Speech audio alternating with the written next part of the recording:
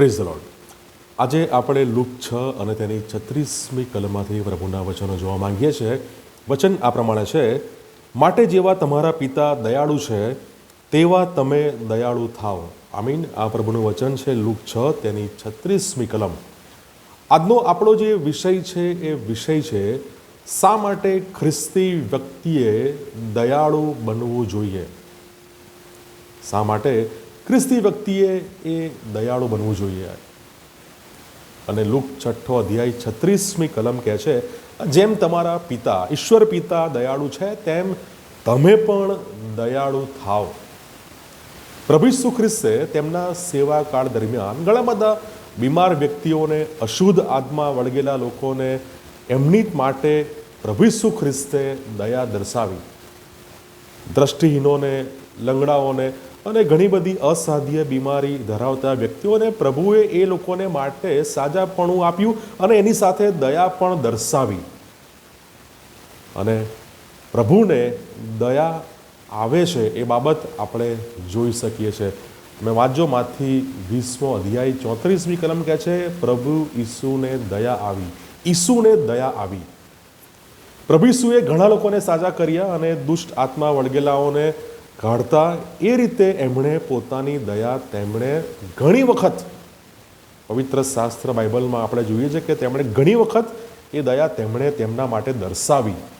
અને જે લોકોએ પ્રભુ ઈસુ ખ્રિસ્તને વધસ્તંભે જડ્યા હતા એ લોકોને માટે પણ પ્રભુ ઈસુ ખ્રિસ્તે પોતાની દયા દર્શાવી. અને દયા દર્શાવતા પ્રભુ ઈસુ ખ્રિસ્ત કહે છે, હે પિતા, તેઓને માફ કરો કેમ કે તેઓ જે કરે છે તે તેઓ જાણતા નથી. કેટલી અદ્ભુત બાબત અને બહુ મહત્વનું શિક્ષણ આપણને પ્રભુ ઈસુ ખ્રિસ્ત તરફથી પ્રાપ્ત થાય છે. આપણે અન્ય લોકોને માટે બે રીતે આપણે એ દયા દર્શાવી શકીએ છીએ. અને ઘણી બધી વખતે આપણે ભૌતિક બાબતોની સાથે આપણે દયા દર્શાવતા હોઈએ છીએ. અને પહેલો યોહાન તેનો 3જો અધ્યાય તેની 18મી કલમ એ બાબત આપણને જણાવે છે. પહેલો યોહાન 3જો અધ્યાય 18મી કલમ 17 અને 18મી કલમ. પણ જેની પાસે આ જગતનું દ્રવ્ય હોય ને પોતાના ભાઈને ગરજ છે એવું જોયા છતાં તેના પર તે દયા ન કરે તો તેનામાં ઈશ્વરનો પ્રેમ શી રીતે રહી શકે. અને 18મી કલમ, બાળકો, આપણે શબ્દથી નહીં અને જીભથી નહીં પણ કૃત્યમાં તથા સત્યમાં પ્રેમ કરીએ. જેની પાસે જગતનું દ્રવ્ય છે, જગતની બાબતો એ વ્યક્તિ પાસે છે અને પોતાના ભાઈને જેને ગરજ છે, જેને જરૂરિયાત છે, અને તેમ છતાં પણ એ જોયા છતાં પણ જો એ દયા ન કરે તો ઈશ્વરનો પ્રેમ કેવી રીતે તેનામાં રહી શકે.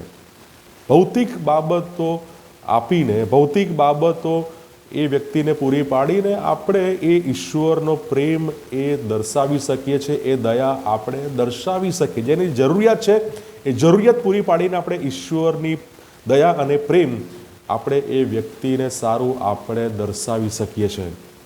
આપણે ઈશ્વરની દયા આપણે અનુભવી છે તો આપણે તે દયા એ અન્ય લોકો સુધી એ આપણે લઈ જવી જોઈએ. અન્ય લોકોને પણ તે દયા એ આપણે બતાવવી જોઈએ.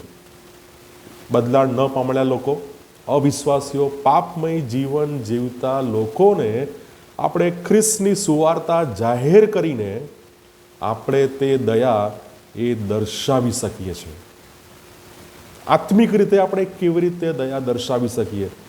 ગલાતી 6 અધ્યાય તેની 1લી કલમ, ભાઈઓ, જો કોઈ માણસ કંઈ અપરાધ કરતા પકડાય તો તમે જે આત્મિક છો તે તમે એવાને નમ્ર ભાવે પાછો ઠેકાણે લાવો અને તું તારી પોતાની સંભાળ રાખ, રખેને તું પણ પ્રલોભનમાં પડે. આ રીતે આપણે જો કોઈ ભાઈ અથવા જો કોઈ વ્યક્તિ એ અપરાધ કરતા પકડાય છે, પાપમય જીવન જીવે છે, તો જે આત્મિક છે તે લોકો એ વ્યક્તિને નમ્ર ભાવે એ ખ્રિસ્તમાં એ પુનઃસ્થાપિત કરે, ખ્રિસ્તમાં એ વ્યક્તિને એ પાછો લાવે. અને ખ્રિસ્તી વ્યક્તિઓએ એ ખ્રિસ્તમાં એ વ્યક્તિને પાછા લાવવાના પ્રયત્નો અવશ્ય કરવા જોઈએ. અને પાપમય જીવન જીવતા વ્યક્તિઓને જો આપણે પાછા લાવવામાં આપણે કોઈ પ્રયત્ન કરતા નથી, આપણે તેમને તેમના જ હાલ પર છોડી દઈએ છીએ, તો તે બિલકુલ યોગ્ય નથી. આપણે તેમની અવગણના કરીએ છીએ અને તેમને તેમના જ પરિસ્થિતિમાં છોડી દઈએ છીએ, તો એ બિલકુલ યોગ્ય નથી. શા માટે?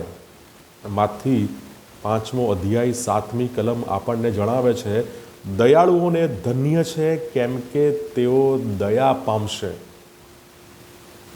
જો આપણને ઈશ્વરની અમર્યાદિત દયા આપણને પ્રાપ્ત થઈ છે અને આપણે એ પતિત અવસ્થામાંથી ઈશ્વરે આપણને તેડ્યા છે, તો તે દયા આપણે અન્ય લોકો સુધી આપણે કેમ ના પહોંચાડીએ? કેમ એ દયાને આપણે રોકી રાખીએ છીએ?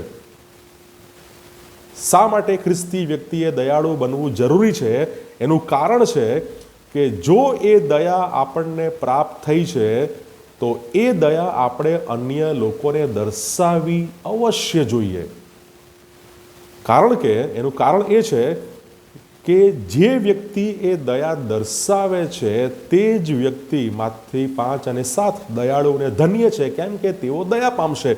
એ ઈશ્વરની દયા એ વ્યક્તિ એ પામે છે. જો આપણે દયાળુ બનતા નથી, તો આપણે ઈશ્વરની દયા આપણે આત્મિક જીવનોમાં, આપણા વ્યક્તિગત જીવનોમાં ઈશ્વરની દયા આપણે ગુમાવી બેસીએ છીએ. માટે ખ્રિસ્તી વ્યક્તિએ દયાળુ બનવું જરૂરી છે. કારણ કે જો એ દયા દર્શાવતો નથી, તો એ વ્યક્તિ ઈશ્વરની દયા એ ગુમાવી બેસે છે. પ્રભુ આ વચનો શીખવા સમજવા આપણા દરેકની સહાય અને મદદ કરે. God bless you.